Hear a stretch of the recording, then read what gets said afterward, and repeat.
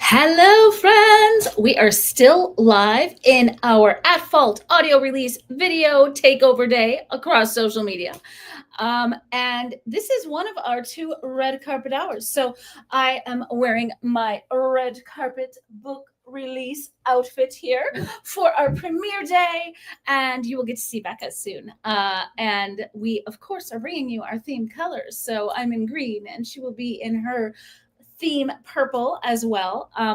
But this is going to be a different hour. We're going to talk this hour about what some of the interesting things that we've put into the book. So this hour, we're going to be talking about niche experts and cultural and sensitivity readers in books. And we're also going to get to have one of our cultural experts on here. I am very hopeful, you guys. This is just going to be one of these things where things go wrong because for whatever reason, my computer has decided it does not want to charge today.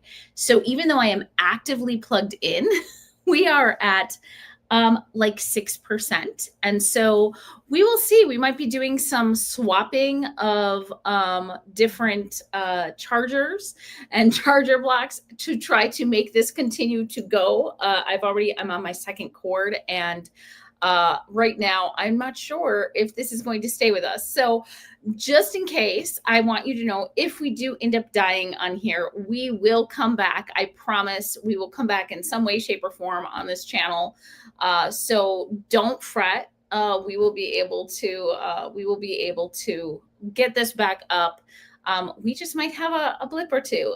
This is our first time doing such a takeover before, so it's a learning experience for all of us. And even though my computer charged all night, it woke up with 9%. And so we're going to see if we can get it up. The book is live, you guys. So for those of you who are joining us for the first time, you can get At Fault now live on soundbooththeater.com. That's Soundbooth Theater, spelled with ER, not RE. .com. You can get it today. It is only $8.99. $8.99. It is a steal of an audio listen for you. $8.99 is going to get you the audiobook. All you have to do, look up At Fault. If it's not there on the homepage yet, go ahead and just look up At Fault in the search bar. It'll take you right to it. And very shortly, as soon as my producer and partner on this project is in her red carpet outfit that we can also show off for you, then we will be bringing you the trailer of the book. And very shortly after that, we will also have with us one of those cultural experts. So definitely excited to be here with you today. Some of you are coming over from Soundbooth Theater, where we were just live on their Facebook. All day long, we're going to be live on different platforms for you. So right now, we're coming to you on the Jerry Shepard author page on Facebook, as well as the Red Writes Books Facebook page. So excited to be here with you.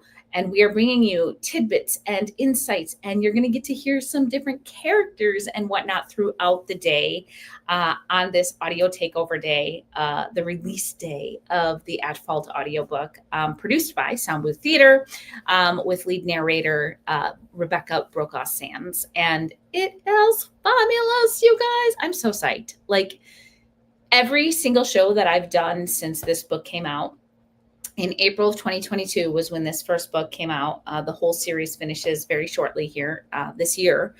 And I don't think there's a single show that I have done. I was telling Rebecca this, where there was not somebody, if not usually multiple people, who said, is it on audio? Is it on audio? Because I know you guys want to like hear this come to life. And this isn't just any audio. When Soundbooth goes, they go hard. So the audio is going to have some sound effects. It's going to have some like music mixed in. We have multiple actors doing many voices. It is really, it's really something. I'm very impressed by the product that they create. They're the same people that have brought you Dungeon Crawler Carl. So my Lit RPG fans that are out there, Stay tuned, by the way. I have more Lit RPG coming out next year. And the dear Rebecca Brokaw Sands is going to be working with me on that as well. That is my Infinite Stefania series. But for now, we're just looking forward to bringing you this release, this audio release of At Fault. And I'm going to say, hey, partner, how's the red carpet look coming? Almost there. Almost there. So then we'll have our reveal of her red carpet outfit as well. And then we will get to play our lovely movie trailer after that reveal here. So if you would like to share your red carpet looks in the comments, we would be thrilled. By the way, speaking of sharing things in the comments, all day long, now that we're officially live on the site, if you share a picture in the comments that shows like a little screen capture that shows that you got the audiobook today, you will go in a drawing to get to name a character in the last book of the series. That last book it's in final edits, but we have the ability to change the name of a character. So you get to name a character in the last book of the series. If at some point today you go ahead and you get that book on Sound Booth Theater, screen capture that, share that in the comments on any of the videos that we are sharing. This is for today only. Share that capture, and you're going to go into a drawing to get to name a character. The other thing that we have going is between now and the very end of the year, if you sign up at redwritesbooks.com, that's red the color, writesbooks.com, for my newsletter between now and the end of the year, while we are in the audiobook release period, you are going to get the ebook completely free. So then you'll have the ebook to follow along. So you're going to listen to Rebecca and Ryan and Jack and Jeff read these incredible lines, and you're going to go, oh, now I want to go back and read that. And you'll have the ebook to do that as well. So those are a couple of deals that we have going on our really special release day here. We have, if you go on soundbooththeater.com and buy the book, screen capture that shows congratulations, showing that you've bought it, and put it in the comments on any of the lives that we have across any of the platforms that we're on today. You will be in a drawing to get to name a character in the last book of the series that comes out at the end of this year. And second, if you sign up for the newsletter at Red Writes Books, red the color, writesbooks.com, you will get a free e-copy of that book. Those will start going out after this weekend when we have finish up our release weekend. So once again, I can see my partner's getting close to finished over there. So she is going to be joining us. Oh, schnazzy, y'all. So here is my green red carpet look, y'all, with the full dramatic flair. And I'm going, you guys, she is doing makeup. Oh my goodness. Her lips already looked perfect. So, and right after that, I see we have our cultural expert with us as well. So we're going to get to add her as soon as the lovely lead narrator shares her red carpet look. Y'all, so good. So good. So, welcome. Oh, we got to make sure we're going to have to get cozy. We're going to get really cozy here. Oh, there we go. Whoa. It's like, you guys, the whole backwards thing. I'm so bad at the whole mirroring. I don't get it. Okay. So I'm going to add our good friend to this here right now as well. Oh my gosh. Hello. And you know what? When you came on, all of a sudden we don't have to like kiss each other to be in the same frame together. This is fantastic. Thank you. Oh my gosh. So you are here in the one of our 2 red carpet hours today. Do you like our red carpet looks? Woo, look at you. Very snazzy, very sparkly. You'll be a distant step in the sun. Absolutely. You guys, I would like to introduce you to somebody who I might be a little biased about, but I'll get to that as we get through this. But this is Kimberly LaBerge. She is a horror influencer. She is a theater owner. She is kind of like a little bit of everything. She's amazing. She works for the United Performing Arts Fund, which is the top earner for nonprofit dollars of performing arts organizations in the entire state. And is it in the entire US. In the country, they're the biggest mutual fund for the performing arts. It's insane. So she has spent her life in the arts. And she also served in a couple of capacities as a part of the At Fault book. One, you did all of the makeup and scars on the trailer, and we were about to like watch the trailer together. Are you ready to enjoy the trailer with us? My goodness, let's get it rolling. Okay. So we're gonna pull up the trailer here. It always just takes just a second here. And by the way, I've already shared with our viewers that we have a little bit of a scenario going on right now where my computer is not charging. So there is a very big possibility that I'm going to die. Like as this trailer plays, I'm going to probably be swapping for Rebecca's cord, and we'll see if that does any better. Hold on. We live and learn. Yeah. It is. So we will see. Pause. All right. Okay.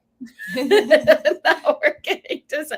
You guys are getting to be here for all of the chaos. It's fantastic. We're all about chaos hour yet. I know we're not supposed to have chaos hour until the end of the day. So you just decided to cue some up just for me. Yes, exactly. Teaser. Spoilers for later. All right, so guys, this is the trailer of the Broken Fault Line series. Here we go. So fault lines are forming, not just in the earth, but between the people who live there. For the woman the world discarded and the one they chose to lead them. Zoe Baja is drowning, dying, a ghost you guys, I think we're land waiting to sink into the ocean, while the Zoians cling to a resolve to be gloriously human. The city ships are running out of room and reserves. Can they stand in the storm?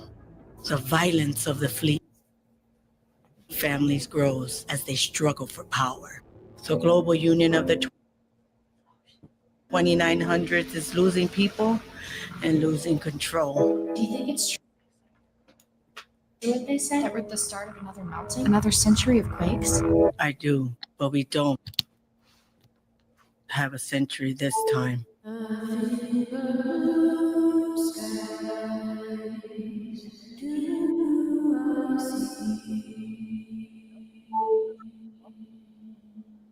Okay, so we are going to try that again at the end of this hour. Imagine being able to build an app with your name on it. Close that out for the second.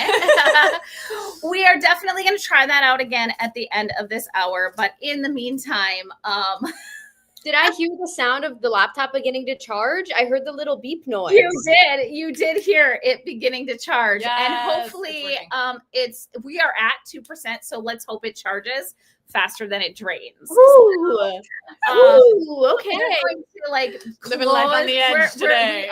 We're going to close everything that is not the window with you right now. Welcome to the early exploration of the Chaos Hour is before us now. We've closed everything except for you right now. So thanks for joining us. So I got to express my bias.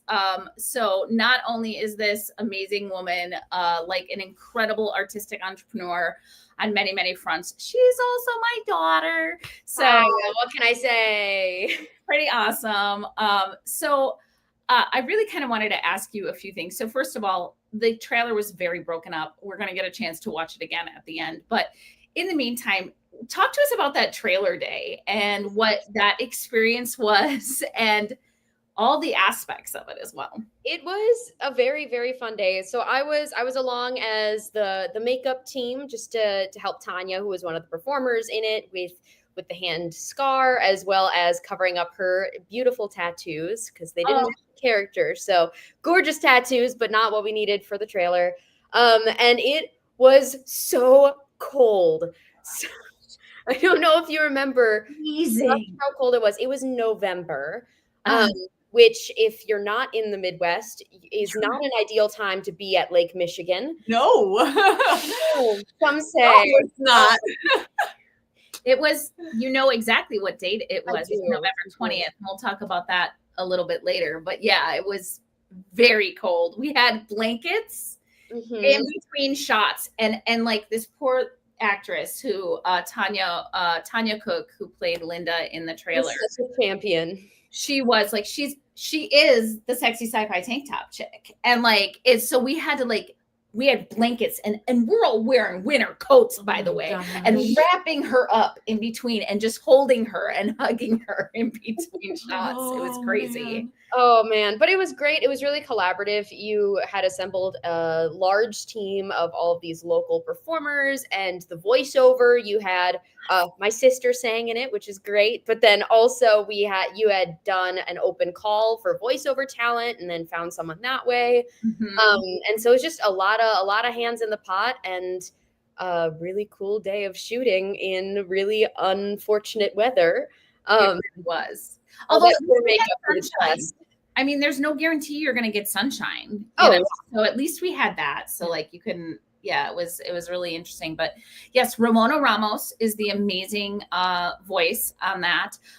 My daughter, Laura Quintero, who is the inspiration of Elsie Lorita in the story. She actually did the voice of like the kind of like dissonant sort of blue skies that had just that year become open public domain. I think that year. Wow. Okay. And Kimberly did the makeup. Her husband did photography. The trailer was put together by Logan Zweifel. And then Julie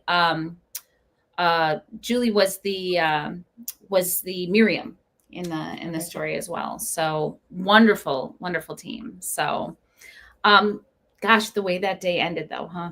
Oh man, it sticks. It does. So, ooh, this one's emotional. Yeah. So we're from Waukesha, Wisconsin, Mhm. and that is the same day that the parade tragedy took place. And so all of us were from Waukesha, so we were all home and celebrating a very successful shooting day when we heard the news of the lives that were, at the time, we didn't know who all was lost and injured, and it kind of turned things in an unusual way, but it was a good day to be surrounded by other people. Mhm.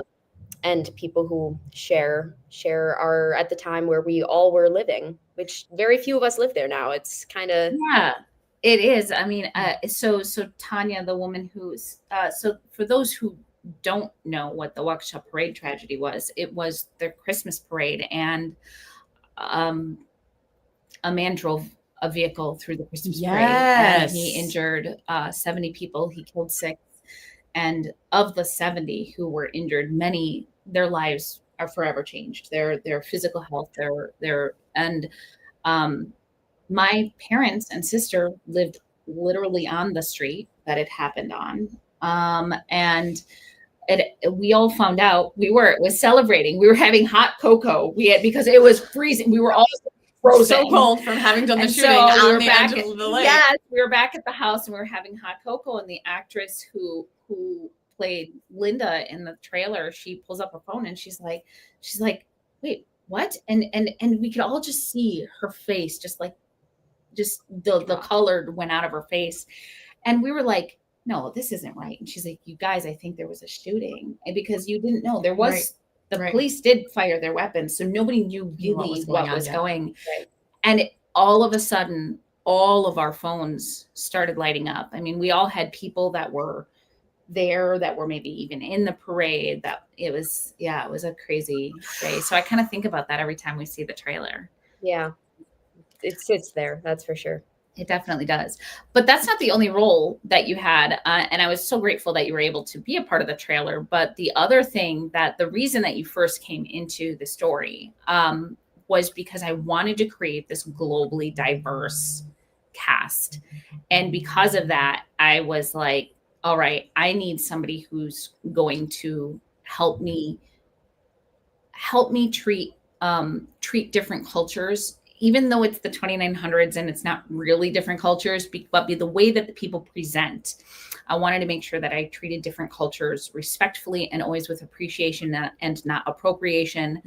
And so talk to us about, what is that job? What is a sensitivity reader? What sorts of things what do you look for? Absolutely. And I will be the first to say, I am, as you can see, as I'm in the sun and reflecting back at you, I am one of the whitest women to walk this planet. So I will say I was amongst a large team of voices that you had in the room reading the book in its early stages and providing feedback from many diverse backgrounds and different races and religions, and so I was one of an army of voices helping bring in different perspectives on this one.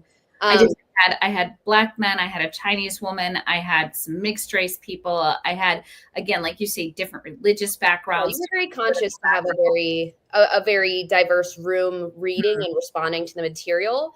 And then the biggest thing is to admit what you don't know and be comfortable knowing what you don't know. And so a lot of looking at some of that early text was to flag, hey, maybe this needs a little bit more research, and maybe, this is an opportunity to connect with someone who connects more closely with that, and just find where those opportunities are in the text, where it's so easy, especially in a fantasy world, to slip into bias and not know where you're pulling from culturally, because it feels like fantasy, even when obviously our brains are pulling from the social world that we're living in, and we're not living in fantasy. We're living in a real world where there are marginalized people, and where, there's a lot of consideration and a lot of complex history in the stories that make it to the forefront. So it was really, really good forethought to get that room put together early on when you decided to create this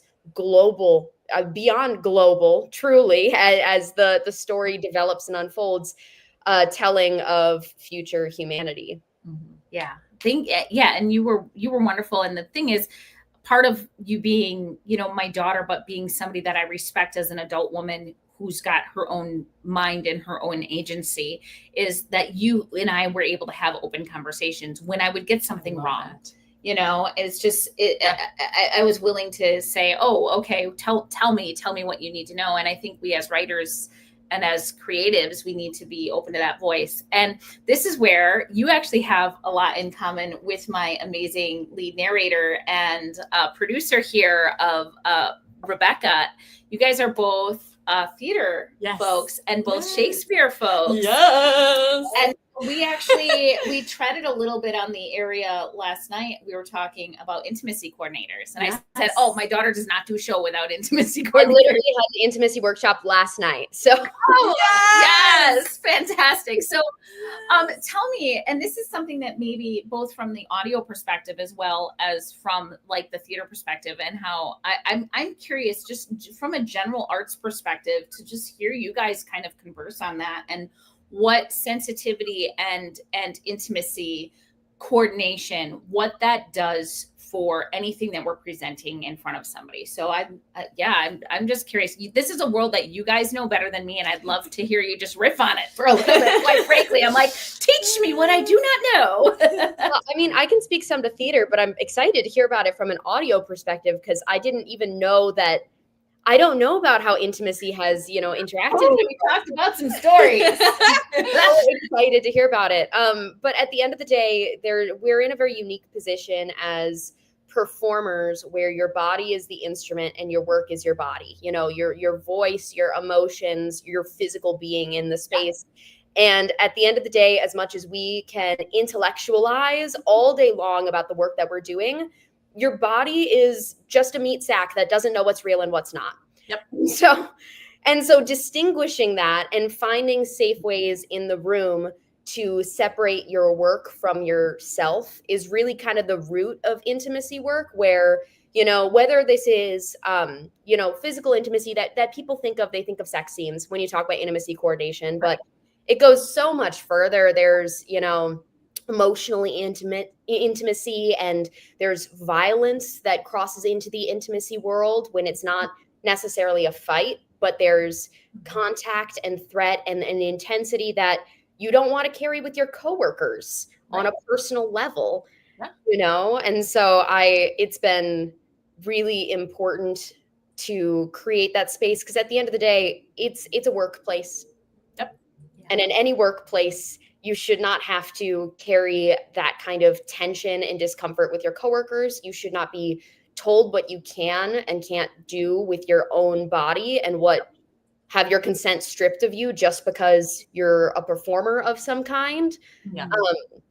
And so it's been really beautiful to see how the theater community has been kind of at the forefront of embracing it, like wholeheartedly. And then film, it's becoming more common. And oh my gosh, tell me how it's in the audio world.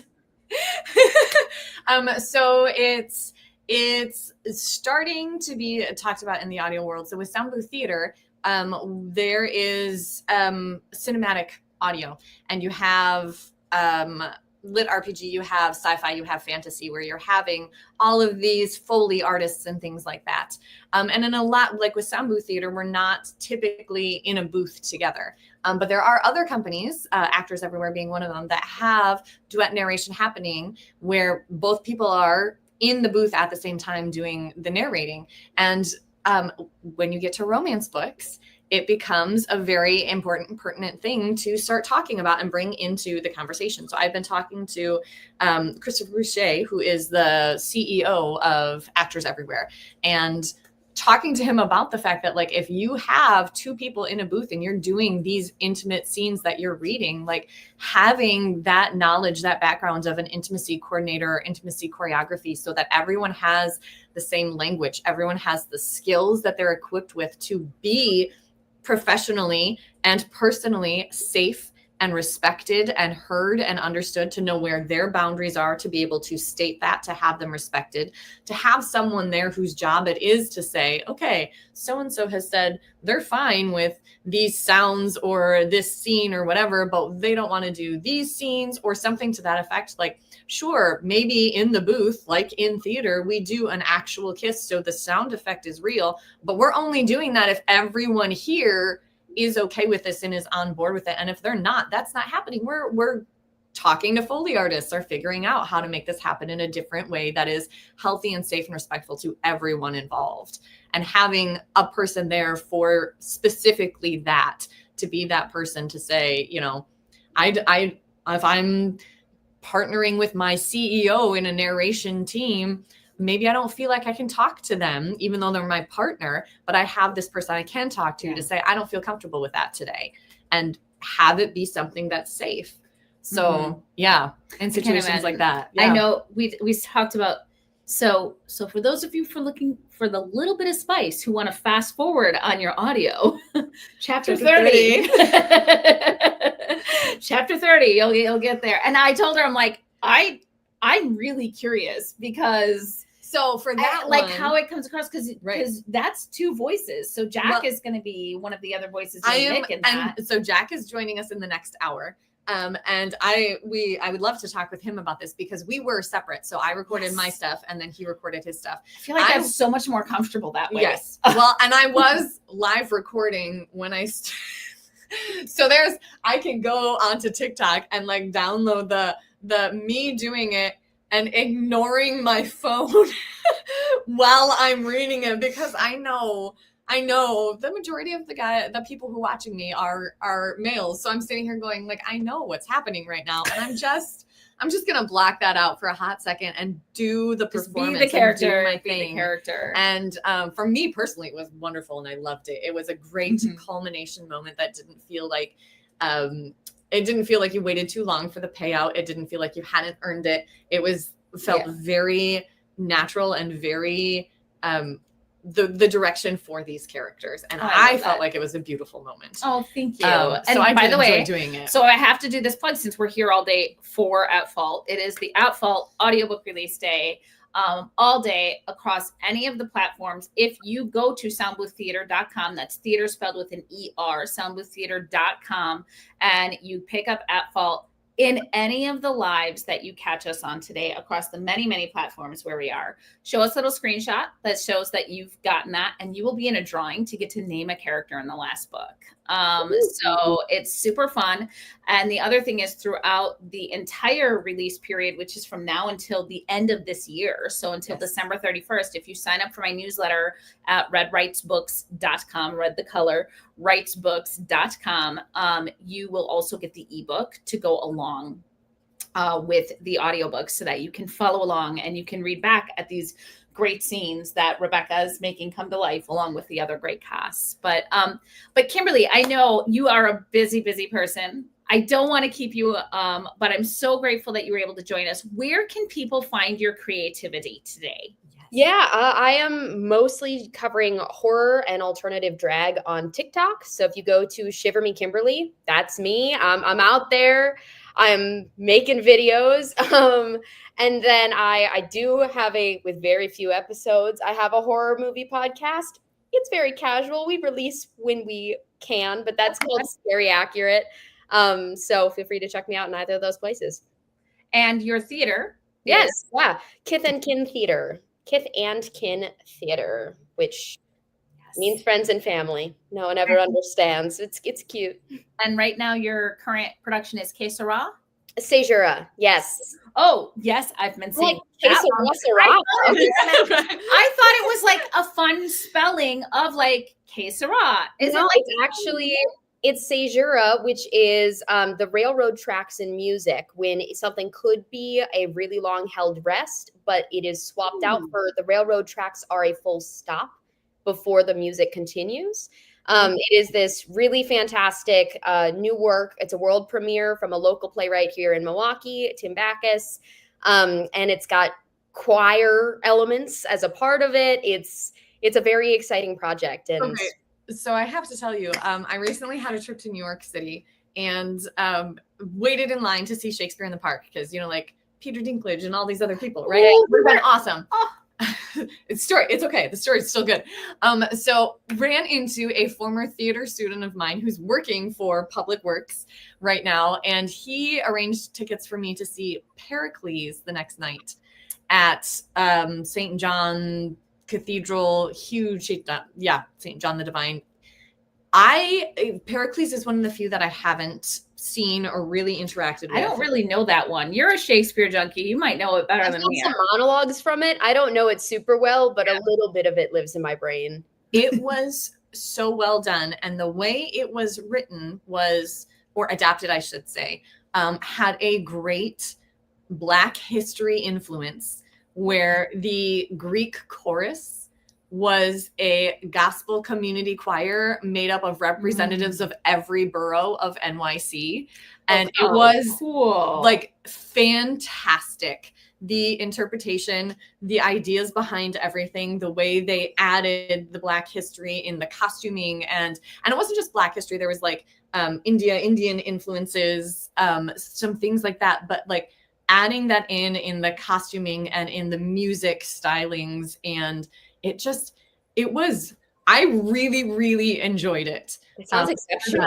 It was, and I'm sitting here going, God, when is this going to be available, and how, and who can do this? Like, it's a story very much of hope in the middle of life being dark, and follows a man who has the life that does this, but ends up with a note of hope. And it was just very timely, and I felt like very well adapted. Very cool. So I love what's interesting is I know it seems like we've gotten like off track a little bit, but the truth is like all of the creative arts, I mean, I do believe they blend, and I believe that knowing one helps you be better at another, even if it's just serving as inspiration for how you're going to approach it. Yeah. And so, Kimberly, thank you for joining us again. Shiver Me Kimberly on TikTok, Scary Accurate Podcast, and Kith and Kin Theater out of Milwaukee. And of course, my daughter. I love you. I love you. All right. Guys. Thank you so much. You. Bye-bye. So we are going to see where we're going next. Our battery is, the battery is coming up faster than it's draining. So we will be just sharing the cord back and forth all day. We're okay. just going to stay That's plugged okay. in all day. So, but because of that, we're going to give another try to our trailer here. So, as I bring this up, there are mixed feelings about people who make trailers. And I'm really curious what you feel if you are somebody who does a trailer. I would love to hear what you think about trailers and whether or not you feel that they are a valuable thing to have. I will tell you that personally, I'm a fan. And the reason that I'm a fan is very specifically because of the fact that so now this particular trailer, it was cinema quality. Again, it was made by Logan Zweifel, and he did a beautiful, beautiful job. It actually ran in theaters for 3 months. It ran for like the month before the first book came out and the 2 months after, and you got to kind of pick. You couldn't pick like necessarily specifically which movie that it ran before, but you could pick like whether or not it was for adult or different genres. So it ran before like a lot of action adventure, sci-fi. It was adult, it was darker. It did not run before like kids movies. It's not like the newest Pixar, and then surprise also. Yes. So I have to admit, the very first time it played in the theater, and it played in the Marcus Theaters by me, that's in Wisconsin. They were like the big theater name. And when it played in the theater, I was such a nerd. I went the first day that it was airing. I could not tell you what movie it was. I do not remember what movie was playing. I'm like, whatever. This is the first time this is airing. I went to literally watch the trailer. I love it. I wish I could remember. I literally don't remember what movie it was before. No, that makes it better. And it was like the middle of a day because they did it it started on a day. So it was like a 10 a.m. That it first started running. And I remember I went and I sat, and there were like 5 people in the theater. Because it was 10 a.m. and it wasn't a kid's movie. So I went and I'm sitting behind these 2 people, and I remember them going, "Oh, whoa, oh, that looks dark. Oh, it's sci-fi." And I was like, "Yes, he nailed it. That's exactly what it is." That's it. That's all I needed to know. Nailed it. On brand. But beyond what I get now, I wouldn't say like I didn't get an immediate return on running it in the theaters, but I've had this product that I've been able to use for all of the years that it's been happening. And it's funny. You look at it now because I just recently replaced it because I updated the cover when we had our new cinematic audio, and I needed to put a new one in there that had the new cover on it. And it's hilarious because now it looks like it's had like 4 views. And over the course of it being out, it's had thousands and thousands and thousands of views. And so I'm a fan of having book trailers. I think they're really great. And I know we're talking more about the visual here, but it still is there's something like everything that you can do to help make a story come to life. And the audio is a piece of that. And then the trailers were definitely a piece of that. So, all right. So we're going to try to pull this up again here. We're going to pause it so that it doesn't start yet. All right. We're going to do the share here. So hopefully we'll be able to get through it much cleaner this time around.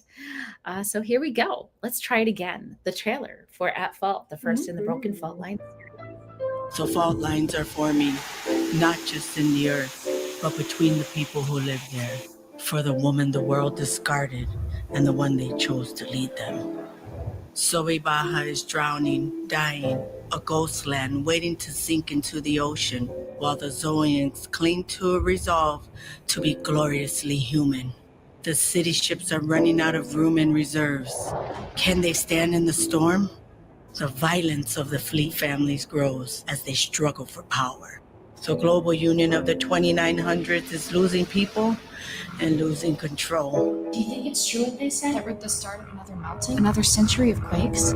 I do, but we don't have a century this time.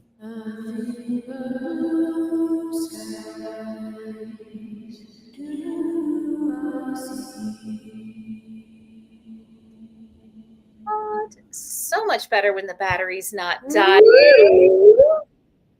Oh my goodness. So That was exciting. Okay, I'm gonna go back and let's do this. Nope, that doesn't make us sound any better. We're trying to make it so that we don't have to we're just gonna have a blank bottom. We're just gonna have a blank bottom right now. It's cool. So So yeah, what are your thoughts on how you create those great sound clips from an audio perspective? Like where you have to like, gosh, there's so much. Like you've just, like we talked earlier when we were on the sound booth channel, 13 and a half hours. Yeah. By the way, $9, 13 and a half hours Yeah. of listening. I'm just saying. Steal. Soundbooththeater.com at fault. So how do you pick those pieces that are like the, wow, this is a moment that encapsulates something that's going to be a hook for somebody into this story? I don't know. That's why I don't make the trailer. Tell me about your trailer team. So Sound Booth is amazing.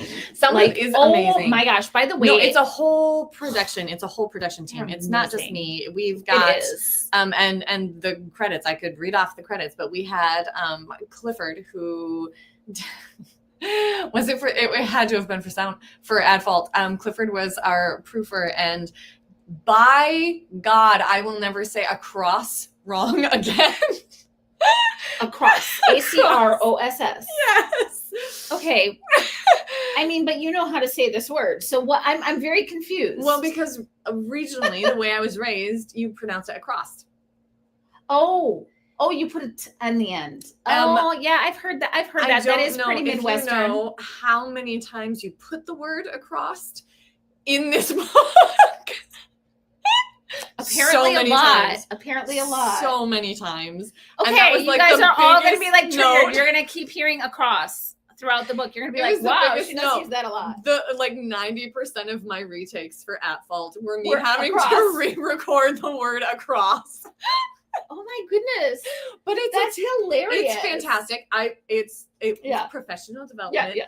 And that's one person in this whole process who was involved. We had sound effects, we had music, we had polishers and proofers and editors and beta readers. And then that's not even the marketing team. That's not Emily and Aaron and Jacob doing the app and getting everything ready to go, and Sin behind the scenes. Like there's so many people involved in this process that are just fantastic at what they do and do it well. And I think people don't understand that. They think an audiobook, like you can just, it's one thing if you're doing a casual audio. You can definitely, you know what, you want to sit with your computer and just do casual audio. I do videos like that all the time across socials, and so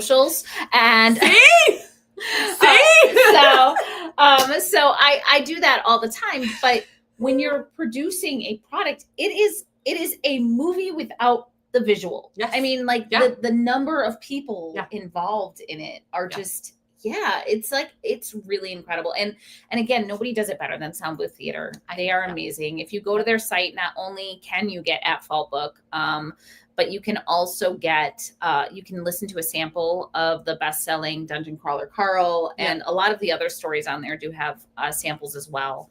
But yeah, it's been, I already appreciated it, but then it's been very eye-opening to appreciate it at an even deeper level. And it's just like any of us in any of our work, we know our work, but when somebody else is looking at it, they don't really understand everything that's involved in actually creating it. So so, oh my gosh, we're gonna have Jack soon. We are gonna have Jack soon. I am actually gonna take off. I was gonna say she's ending red carpet hour number 1 so that she can. Yeah, that's why I was like signed into the Sound Booth Theater TikTok. Sound Booth Theater TikTok. Because that's where we're gonna be next. Yeah, so thank you. Awesome. You're gonna get a lovely little leg shot here as I stand up and walk away. Ooh, so look at that. So again, red carpet hour number 1. We are going to have another red carpet hour later as well. When we are joined by TR Nickel, we will be showing you the trailer of the game, because At Fault is also, it is also the inspiration for a game. Don't forget that the background is in here, just so you know. You know, you guys do not get the free show with this. She's just gathering clothes from back there. We'll see. So we don't know.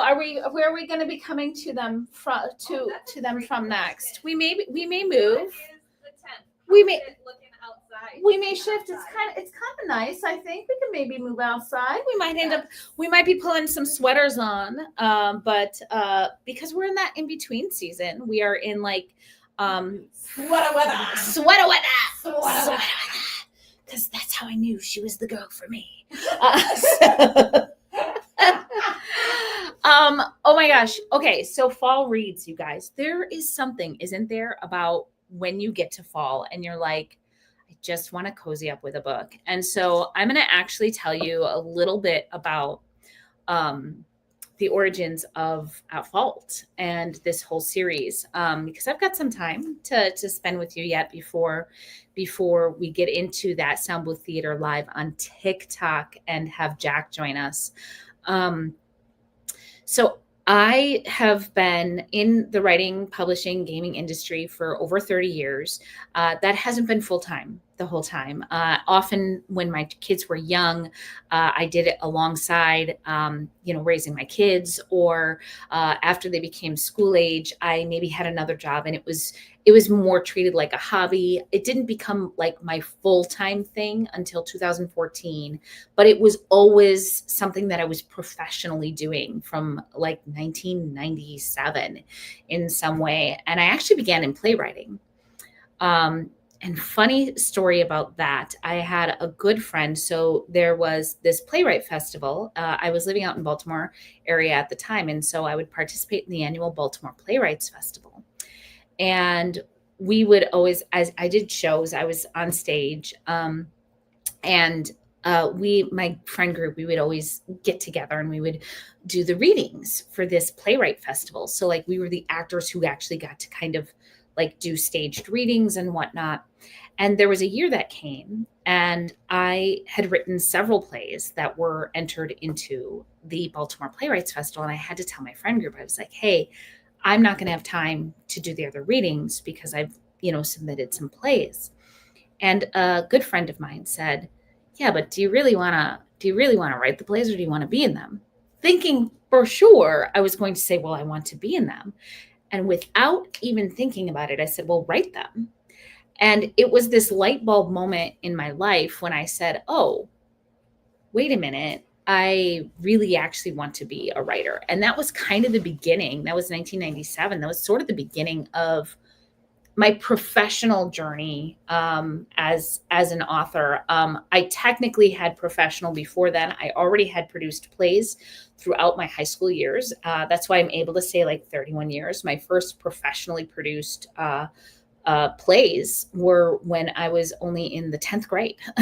So it's been a part of my life for my whole life. And so I kind of always was drawn to whatever season of life I was in. So I did playwriting. And then when my kids were young, I wrote for children. And then I had a very simple transition to doing co-writing and sports writing, because when I had children's books out, the great Dick Vitale, Dickie V, I love you, man. You're awesome. The amazing NCAA basketball commentator who has started, I think, his 38th year.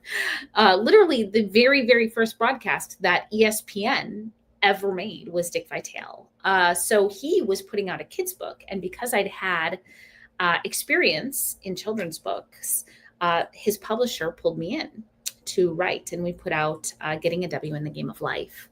And it was phenomenal. That lit up a whole season of my career that lasted about 12 years of doing co-writing and biography and sports writing, and then leadership books, because when you're writing somebody else's story and the thing they want to teach, you do that. And it was 2019. To say I was burnt out is just a ridiculous understatement. But I was like, I'm leaving writing. I'm done. I can't anymore. It's the art. Nope. Can't do it. I'm done. And really, really thought I was going to leave writing. And this was the end of 2019. Last biography I helped put out was the biography of Steve Palick with Leroy Butler. Did the foreword for that. I loved working with them. Very amazing friendship those two gentlemen have. But I'm like, this is it. This is the last book. Well, anybody who's an artist knows that you can't leave the art. It doesn't let you leave. And so it lasted about 4 months before I was like, I must write. Well, guess what happened 4 months after that December of 2019 release? I think you guys know where I'm going with this, or at the beginning of the pandemic. And so here we are at the start of the pandemic. And I've already, at this point, it's about 2 weeks before the world shut down. And I said, I just have to write. And I started reading what first turned me on to reading, which in this case, it was sci-fi. I was reading James S.A. Corey's The Expanse series. And I said, oh my God, this is why I fell in love with writing. I'd spent most of my career not writing in genre fiction, even though that was my first love. And at the time, the world was so broken. You guys, it's hard. It's like we have the logical memory, but we don't have the emotional memory of the beginning of the pandemic. And in this case, so everybody was divided. I'm kind of one of those weird centrist people because I'm a Christian, but I'm an artist. I'm a business owner. I'm feminist. I'm a veteran, but I'm a little bit progressive. Like, honestly, there's so many, like, I have so many contrarian perspectives. And so all of my friend groups will just at odds with each other. And I'm like, somebody join me in the middle here. Somebody find the place where we all get along in a human way. And that was the basis for where Fault Lines, even before it became anything in terms of the story and the plot line that was going to happen, that's where it came from. I said, I really want to write a story in this gray area where it's not all black and white. It's not everybody's good or everybody's bad. It's not divided. Now don't get me wrong, it's a 5-book series. So trust me, there's plenty of division in this first book, but it wasn't about that. It was about really more about finding what we have in common with one another than anything else. And I tried to approach this very factional story in that way. I've created the factions, the Global Union, the Zoeland Concord, the City Ship Regatta, the Off-World Colonists, the Indigenous Nationals, and the Fleet families. I really created them with this, out of that division that we were experiencing as a nation. And because I was so enamored at that time with falling back in love with stories through the James S.A. Corey reading that I was doing, it is why it became sci-fi. I mean, I've always been a sci-fi junkie. You heard us earlier in the Sound Blue Theater Live talking about Becca and I were both old Trekkies. Loved me some Star Trek. From a sci-fi reading perspective, I will take me some Ray Bradbury all day long. I also love kind of like the hope and optimism of Jules Verne, who I think is really much more steampunk than I would say sci-fi. It's kind of that blend of like science fiction and fantasy. So that's really where it came from. I'm like, how do I paint humanity into the world? How do I paint unity into the world? And by the way, again, remember, first book, we don't get to be unified yet. we gotta hate on each other a little bit before we learn to love each other. So that's the origins of the Broken Fault Lines. That's where it came from. It came from this place of, I thought I was going to leave writing forever. And then this was the story that begged itself to be written. And that is the story that today we're celebrating. So we're almost done with our first red carpet hour. Again, I want to tell you the next place that we are coming to is Sound Blue Theater TikTok Live. Check us out there next because we are wrapping up our first red carpet hour right now. I'm so glad that you guys joined me. I want to remind you one more time, you get the book, Asphalt book. You are going to get it at Sound Booth Theater. That's theater spelled with an ER, not an RE. Soundbooththeater.com. Look for At Fault. It will get you to the book. If you capture in any of the lives across any of the platforms that we're doing, if you send us a picture showing us that you got it today, you get to be in a drawing to name a character in the last book, which will be out this year. So I'm super excited about that. Also, between now and the end of this year, if you sign up for my newsletter at that's red the color, writesbooks.com, redwritesbooks.com, you will get the ebook for free. I will be sending those out to the first couple hundred people who have taken me up on this after this release weekend. So this has been our first of 2 red carpet hours. Join us live on Sound Booth Theater, live on TikTok in just a few minutes. Thank you so much. You guys have a great day and be